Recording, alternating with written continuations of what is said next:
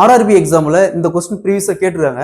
அதாவது ஒரு மாணவன் ஒரு எண்ணை 5/8 ஆல் பெருக்குவதற்கு பதிலாக 8/5 என மாற்றி பெருக்கி விடுகிறான் எனில் இதில் ஏற்பட்ட பிழை சதவீதம் காண்கிறாங்க.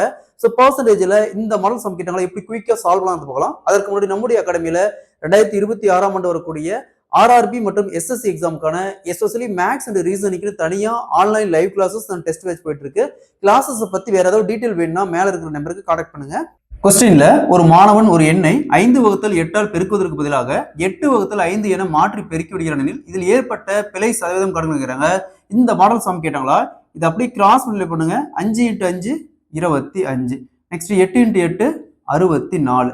ரெண்டுக்கான டிஃபரன்ஸ் 64ல 25 போச்சுன்னா மீதி 39 வகுத்தல்ல எப்பவுமே இந்த ஃபர்ஸ்ட் வேல்யூ 25 இன்ட்டு பர்சன்டேஜ் கேட்குறாங்க. எப்பவுமே பர்சன்டேஜ் கேட்டால் பெருக்கல் போட்டு 100 போடணும். நெக்ஸ்ட் 100 25 கேன்சல் பண்ணால் 4 × 39 156%. ஸோ இந்த கணக்கில் ஏற்பட்ட பிழை சதவீதம் பார்த்தோம்னா 156%. Option C is the correct answer. இதே மாதிரி இந்த சம் பாருங்க. ஒரு மாணவன் ஒரு எண்ணை 5/4 ஆல் பெருக்குவதற்கு பதிலாக 4/5 என மாற்றி பெருக்கி விடுகிறான். இதில் ஏற்பட்ட பிழை சதவீதம் காண்கிறாங்க.